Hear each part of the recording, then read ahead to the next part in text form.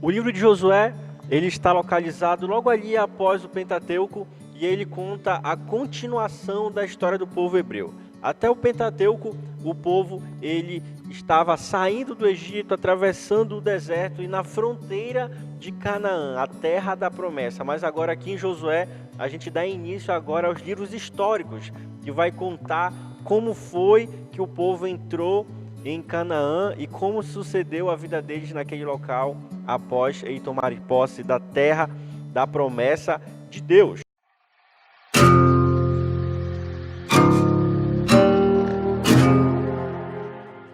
E o autor do livro de Josué, como o próprio nome do livro sugere, é o próprio Josué. E tem como tema principal conquista, apropriar-se da promessa de Deus, apropriar-se da herança de Deus. Esse é o principal tema de Josué e o livro tem 24 capítulos. Não sei se você sabe, mas na verdade o nome de Josué não era Josué, o seu nome era Oséias. Oséias significa salvação. Você pode ver isso lá em Números, capítulo 13, versículo 16. Mas Josué mudou o seu nome. Então ele passou a se chamar Josué, que significa Deus salva, o Senhor é salvação. E se nós fizermos a tradução do hebraico para o grego, o nome de Josué é o nome de Jesus. Então, Josué, na verdade, ele era um tipo de Cristo. Ele era um conquistador, assim como Jesus, que veio do céu para conquistar a terra, para fazer com que a terra fosse o próprio céu. E nós podemos comparar o livro de Atos ao livro de Josué. Por quê? Como nós vemos, o livro de Josué, ele fala sobre conquista, como o povo conquistou a terra prometida. E no livro de Atos, a gente vê como a promessa de Deus de que o céu viria até nós, que o seu reino viria até nós, começa a se cumprir também. E a gente vê a igreja se espalhando pelo mundo todo e muitas pessoas sendo conquistadas por Deus. Então a gente pode fazer essa associação entre o livro de Josué e o livro de Atos. E o livro de Josué tem como capítulo-chave o capítulo 6, que é exatamente quando o povo começa a entrar, a conquistar Jericó. E efetivamente, então, eles vão começar a tomar posse da terra prometida de Deus para as suas vidas. O livro de Josué, ele pode ser dividido em 3 partes. Dos seus 24 capítulos, a gente tem do capítulo 1 ao capítulo 5, um período de preparação para a conquista, onde Deus vai estar ensinando várias coisas, encorajando Josué e o povo todo para tomar posse da terra prometida. E dos capítulos 6 ao capítulo 12, a gente vê a conquista da terra. Efetivamente, na prática, como foi que o povo conquistou, como foi que os hebreus conquistaram a terra da promessa de Deus para eles. E do capítulo 13 ao capítulo 24, a gente vê então a distribuição da terra que havia sido conquistada entre as tribos, entre as 11 tribos, porque a gente lembra que a tribo dos levitas não recebem terra como herança.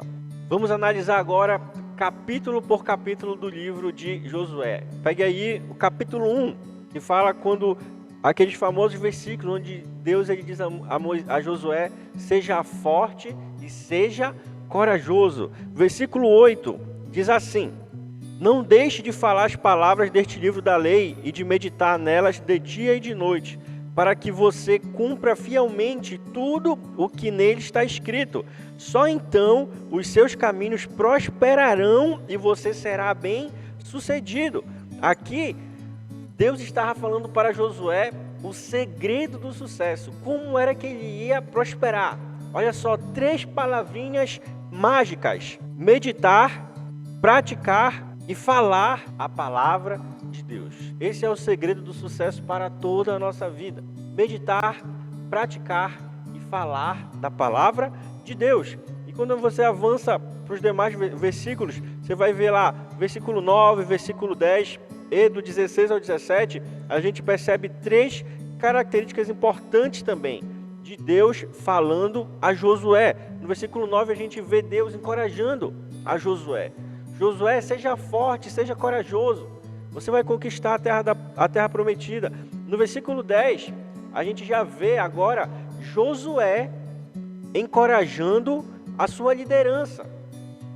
E no versículo 16 e 17, a gente vê então o povo encorajando a Josué. Isso mostra como funciona o corpo de Cristo, a igreja. A liderança é encorajada por Deus, por um chamado específico. Então, a liderança encorajada, ela vai e encoraja o povo. E o povo encorajado vai e encoraja o pastor, a liderança de novo. E então a gente vê como a igreja vai se fortalecendo, um encorajando o outro, para que nós possamos viver, experimentar o cumprimento da promessa de Deus, sempre avançando em direção a conquistas daquilo que Deus, por meio de suas promessas, por meio da morte e ressurreição de Cristo na cruz do Calvário, já nos deu por herança. Capítulo 2, a gente vê a história de Raabe, uma história muito conhecida. Quem não sabe, Raabe era uma prostituta. Porém, quando o povo estava prestes a conquistar Jericó, eles mandaram alguns espias.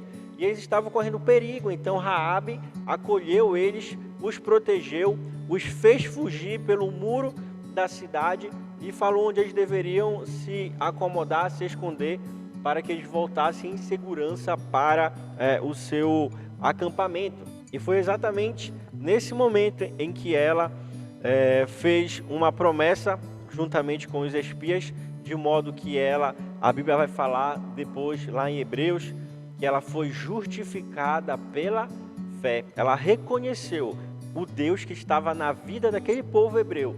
E então ela falou, esse é o Deus de verdade, esse é o Deus verdadeiro, nós devemos nos render a Ele. Por isso ela ajudou aqueles espias e ela então foi justificada pela fé. E se você for ver lá em Mateus no capítulo 1, na genealogia de Jesus, Raabe está lá, na genealogia de Jesus. Você vê como Deus ele pode transformar a nossa vida. Não importa o que façamos, não importa qual seja a nossa falha, Ele tem um local especial para nós, dentro da sua linhagem, dentro da sua salvação. Ele tem um local especial no céu para nós habitarmos eternamente ao seu lado. No capítulo 3, a gente já vai ver a passagem pelo rio Jordão. Quando Josué estava guiando o povo para entrar em Canaã, tinha o rio Jordão que impedia eles de atravessar. Então, Deus fez com que o rio Jordão se abrisse e o povo pudesse passar em pés enxutos. Olha o que diz lá no versículo 5 do capítulo 3. Josué ordenou ao povo, santifiquem-se, pois amanhã o Senhor fará maravilhas entre vocês. Aqui está falando do quanto é importante nós buscarmos a Deus e vivermos em santidade. Pois sem santidade, como diz lá em Hebreus capítulo 12, ninguém verá a Deus. E quando fala que ninguém verá a Deus, não é que você não reconheça a Deus, não é que você não crê em Deus, mas é que você vai estar numa situação que você não vai perceber tudo o que Deus faz por você. Então Deus abriu o Mar Vermelho, Deus abriu o Jordão para o povo passar. Eu reconheço que foi Deus quem fez isso. Não foi o homem, não foi o acaso, não, foi Deus quem fez. E você precisa lembrar também que essa geração que está aqui atravessando o Jordão, eles foram os filhos daqueles que viram o Mar Vermelho se abrindo. Porque todos aqueles que viram o Mar Vermelho se abrindo morreram no deserto, exceto Josué e Calebe. Então, pela primeira vez, esse povo estava vendo um milagre semelhante a esse. Deus abriu o Jordão, semelhante a ele abriu o Mar Vermelho. E quando você vai lá para o versículo 10, ainda do capítulo 3, a gente vai ver vários povos que iam ser expulsos de Canaã para que então os hebreus tomassem posse. Olha só o que diz. Assim saberão que o Deus vivo está no meio de vocês e que certamente expulsará diante de vocês os cananeus, hititas, heveus, feruzeus, girgazeus, os amorreus e os jebuseus. Da onde foi que veio esse monte de povo? Talvez você deva se perguntar, mas aquela não era a terra da promessa? Da onde apareceu esse povo todo? Você precisa lembrar, lá em Gênesis. Se você ainda não fez o estudo de Gênesis, eu aproveito a convidar você a ir lá e fazer o estudo de Gênesis. Lá no capítulo 10 de Gênesis, a gente vê que após o dilúvio, a família de Noé passou a povoar todo mundo conhecido daquela época. E então, Noé teve 3 filhos, Sem, Cã e Jafé. Só que um dos filhos deles, que deu origem à herança de Deus ao povo hebreu, foi Sem. Já Cã, ele deu origem aos inimigos de Deus. E olha só o que diz lá no capítulo 10, versículos 15 e 18 de Gênesis. Canaã gerou Sidom, seu filho mais velho, e Et, os heveus, os arqueus, os sineus, os arvadeus, os zemareus e os amateus. Posteriormente, os clãs cananeus se espalharam. Você vê só, a partir da descendência de Cã, então esse povo cananeu teve origem, mas Deus tinha uma promessa sobre a vida de Abraão, sobre a vida de Isaac, sobre a vida de Jacó, de que aquela terra seria do seu povo. Então aqui em Josué, a gente vai ver o povo hebreu conquistando a terra da promessa de Deus para eles. Vamos pular para o capítulo 4. A gente vai ver lá no capítulo 4 que quando eles estão atravessando o Jordão, então Josué ordena que eles façam um memorial, 2 memoriais, para que eles sempre se lembrem, para que as gerações futuras se lembrem que Deus fez coisas poderosas para o seu povo. Abriu o Jordão, fez com que eles conquistassem vários povos de forma milagrosa. Isso nos leva a refletir de tudo aquilo que Deus já fez na nossa vida. E nós nunca esqueçamos que o Deus que agiu lá atrás, lá no passado, é o mesmo Deus que está agindo na nossa vida e é o mesmo Deus que vai agir futuramente na nossa vida, na nossa família. No capítulo 5, a gente vai ver a circuncisão que aconteceu em Gilgal. Então, todos aqueles que nasceram no deserto, eles não vieram a ser circuncidados. Porém, antes de eles começarem a tomar posse agora da terra prometida, antes de entrar em Jericó especificamente, a circuncisão, o sinal de que eles são de Deus, o sinal de que eles pertencem a Deus, estava sendo posto no povo para que eles pudessem entrar na terra prometida, entrar e começar a conquistar todos aqueles povos, sabendo que eles pertenciam a Deus. E a partir do versículo 13, a gente vai ver então o início da conquista de Jericó. Lá no finalzinho, no capítulo 3, versículo 13 em diante, a gente vai ver um varão aparecendo a Josué, que representava o próprio Cristo, e ele se intitula como o comandante do exército do Senhor. E ele vai direcionar o povo à conquista de Jericó. No capítulo 6 em diante, a gente já vai ver as conquistas. Jericó, especificamente, sendo conquistada pelo povo hebreu de forma milagrosa. Com o tocar de trombetas, Deus faz as muralhas caírem e então o povo hebreu, ele se apossa, conquista aquela terra de forma milagrosa, porque Deus queria mostrar para eles que não era pela força deles que eles iriam conquistar a terra prometida. Não, mas porque Deus havia prometido a eles. No capítulo 7, após o povo conquistar Jericó, a gente vai ver o pecado de Acã e a consequência desse pecado. Então, Acã, ele acabou se apossando de alguns utensílios que Deus falou que não era para se apossar. Lá a gente vai ver lá nos versículos 21 do capítulo 7 que Acã, ele se apossou de uma capa feita na Babilônia, ele se apossou de prata, se apossou de ouro, e Deus falou para eles não se apossarem desses bens. Então ele acabou trazendo maldição para o meio do povo. Por meio do pecado dele, o povo acabou sendo derrotado por Ai. A primeira derrota, o que trouxe uma profunda tristeza a Josué e a todo o povo que estava sob a sua liderança. Sabe o que esse fato nos mostra? Nos mostra o quanto o pecado é danoso. E você pode pensar, mas eu não sou o pastor da igreja. Mas eu não sou o líder da igreja. Mas você perceba, Acã não era o líder do povo hebreu. O líder era Josué. Mas ainda assim, todos sofreram por causa do pecado dele. Você sabe por quê? Porque a Bíblia fala que nós somos um só corpo. Então, se o menor dos membros do corpo sofrer, todo o corpo sofrerá. Então, por isso a gente vê a importância de toda a igreja, todo o corpo da igreja viver sempre em obediência, em santidade, seguindo a vontade de Deus. Você é importante para Deus. Por mais pequeno que você ache que você é, ainda assim, Deus tem um olhar especial para a sua vida. E a igreja também tem essa mesma visão em relação a você.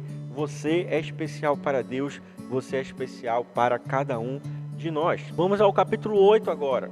Após o pecado de Acã, ele é punido pelo seu pecado, o povo é perdoado e eles vão novamente guerrear contra Ai. E Ai é destruído. Mas, diferentemente de Jericó, em Ai Deus usou outra estratégia. Agora ele foi com força total sobre Ai e destruiu aquele povo. Capítulo 9. Capítulo 9 a gente vê as estratégias dos gibeonitas, quando eles chegam até Josué, falando que eles vieram de um local muito distante, porque eles ouviram falar dos feitos de Deus acerca de Josué e do povo hebreu. Mas era tudo mentira. Na verdade, eles eram vizinhos, estavam bem perto de onde Josué estava avançando, e então eles foram fazer um trato, foram fazer uma aliança com Josué para que eles não fossem assassinados. Isso nos fala sobre nós termos cuidado com as pessoas que nós falamos, termos cuidado com aqueles com que nós tratamos, fazemos algum contrato, alguma aliança. Olha o que diz lá nos versículos 14 e 15 de Josué. Os israelitas examinaram as provisões dos heveus, mas não consultaram o Senhor. Olha só o que está falando. Não consultaram o Senhor. Então Josué fez um acordo de paz com eles, garantindo poupar-lhes a vida, e os líderes da comunidade o confirmaram com juramento. Então, sempre que nós formos fazer qualquer coisa na nossa vida, devemos consultar a Deus. Por isso que a Bíblia é enfática em falar: orai sem cessar. Sempre devemos estar orando, falando com Deus acerca de tudo na nossa vida, qualquer coisa. Quero me inscrever numa faculdade. Deus, confirma no meu coração. Qualquer coisa, nós devemos pedir a confirmação de Deus. No capítulo 10, a gente vai ver agora algo maravilhoso do livro de Josué, que foi quando o sol parou. O mesmo povo gibeonita que fez um acordo com Josué, agora a Bíblia fala que eles foram sitiados. Então Josué foi à ajuda deles. E então foi quando numa dessas batalhas, Josué estava à frente do exército e os amorreus estavam os atacando. E então ele fala para o sol parar. O sol parou e ele então venceu todos os seus inimigos antes do anoitecer. Você tem que lembrar que naquela época não existia luz. Então quando viessem à noite, iria ficar impossível lutar. Ia ficar impossível. Então Josué falou: sol, pare. O tempo parou, a terra parou, para que ele pudesse vencer os seus inimigos. E eu creio que Deus, Ele quer nos ensinar acerca disso, que não importa o que esteja acontecendo na nossa vida, Ele pode parar céus e terras para que nós possamos ter a nossa vitória no tempo que Ele programou para nós. Mas você perceba a atitude de fé de Josué. Não foi Deus quem chegou para ele e perguntou: Josué, você quer que o sol pare? Josué, você quer mais tempo? Não. Pela fé, Josué teve uma atitude e ele determinou em Deus que o sol parasse, e o sol parou. O sol parou. Aí você pode ficar se perguntando: mas então não houve um atraso no relógio universal? Mas aí você vai ver lá em 2 Reis, capítulo 20, o sol, ele de novo para. Na verdade, agora o sol, ele vai retroceder. E então a gente há aí uma compensação daquilo que aconteceu com Josué lá no livro de 2 Reis, capítulo 20. Nos capítulos 11 e 12 de Josué, a gente vai ver a destruição de vários reis, a derrota de vários reis, e Josué avançando e conquistando mais e mais terras. E a partir do capítulo 13 ao capítulo 24, a gente vai ver a divisão da terra. Tudo aquilo que eles conquistaram vai ser dividido entre as tribos. E lá no capítulo 23, a gente vai ver a despedida de Josué. E no capítulo 24, a gente vai ver a renovação da aliança de Deus com o povo hebreu. E assim a gente encerra o livro de Josué. Na próxima aula, na próximo QG Study, nós vamos falar sobre Juízes. 200 anos que o povo ficou sendo governado por juízes. Aguardo você lá. Um grande abraço, até a próxima.